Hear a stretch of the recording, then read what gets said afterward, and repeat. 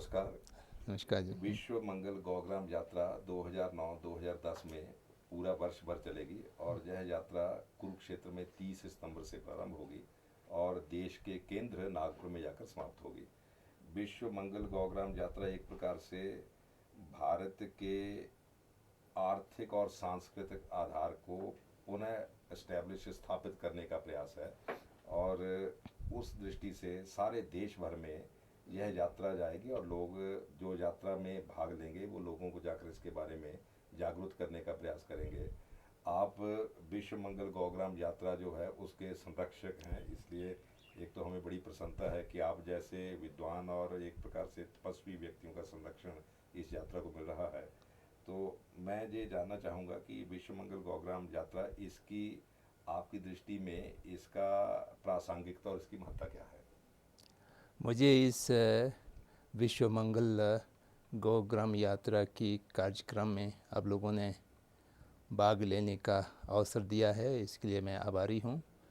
ये मैं समझता हूँ बहुत महत्वपूर्ण कार्य हैं और विशेष रूप से आज की इस विश्व की संदर्भ में जो एक बहुत बड़े कठिनाई से ये गुजर रही हैं और मनुष्य तो क्या संपूर्ण जो जीवधारी इस पृथ्वी पर रहते हैं उनका भविष्य क्या है, इसका आज सारे भविष्य को प्रश्न चिन्ह लग गए हैं।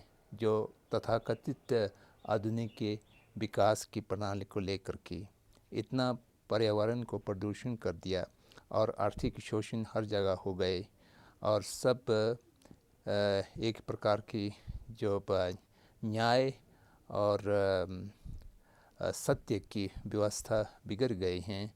ऐसा समय में लोगों को जागृत करने के लिए, लोगों को चेतना के लिए इस तरह की यात्रा मैं समझता हूँ बहुत ही प्रासंगिक हैं और आवश्यक हैं। इससे कम से कम जहाँ जहाँ ये यात्रा जाएंगी वहाँ वहाँ के लोगों को एक नई चेतना संचार कर सकेंगे, ऐसा मैं विश्वास करता हूँ। ग्राम और गांव ये मानव सभ्यता की मूल आधार हैं। बौद्धों की सहित में विश्व की जहाँ पर परिकल्पना होता है तो विश्व के आधार 4 रत्नों की चर्चा होता है। उन 4 रत्नों में एक पर्वत हैं और दूसरा वृक्ष हैं और तीसरा कृषि हैं और चौथा गौ है।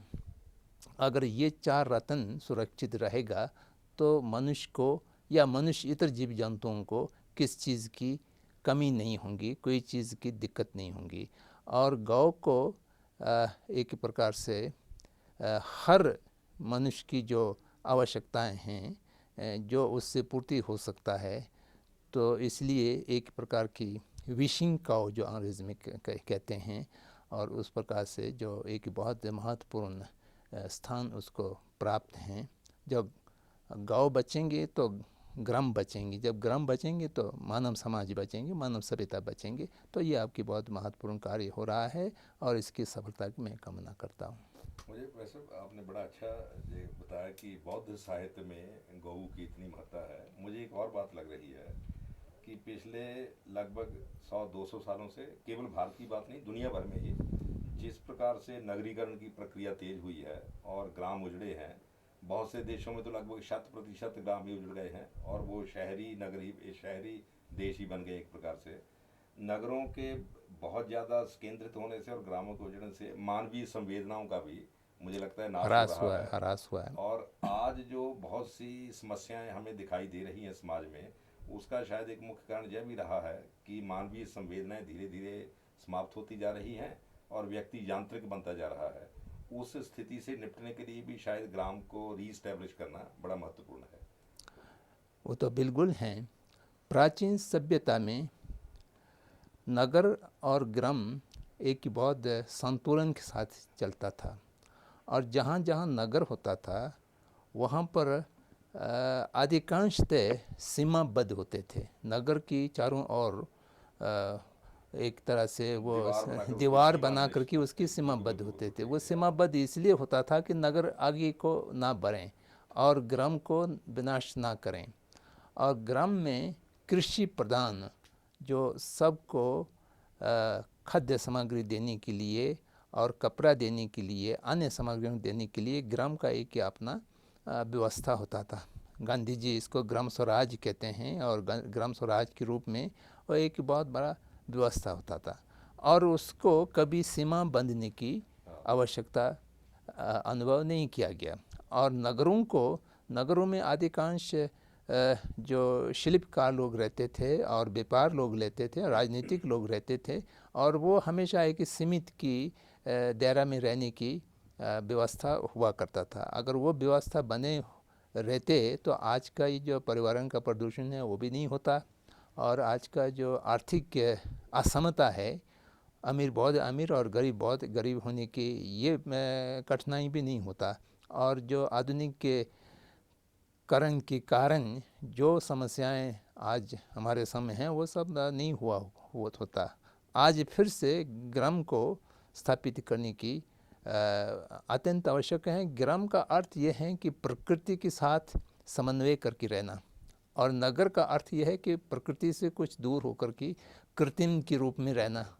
जो अकृत्रिम और सहजता की जीवन है वो केवल ग्राम में ही हो सकता है, और इसलिए जो आपका ये यात्रा बहुत महत्वपूर्ण है, बहुत प्रासंगिक है। बस आपका बहुत बहुत धन्यवाद जी। आपने कुछ नई बातें, खास करके जो नगर जो था वो सीमाबद्ध था, हाँ। और ग्राम की कोई सीमा नहीं थी। हाँ। एक नई बात ध्यान में आई है। ये बात बहुत ही, मैं समझता हूँ इस यात्रा के संदर्भ में ये जो नया कंटेक्स्ट आया है बड़ा महत्वपूर्ण है। जी। कि ग्रामों को इसीलिए शायद सीमा में बांधा गया था, हाँ। क्योंकि लोगों को पहले पता ही होगा कि ग्राम जितना बढ़ेगा हाँ। तो एक प्रकार से प्रकृति से दूर भी जाएंगे। हाँ। और इसलिए उनको सीमा में रखा जाए। अब व्यक्ति सीमा से बाहर हो रहा है, इसलिए सारी समस्याएं हो रही हैं। धन्यवाद।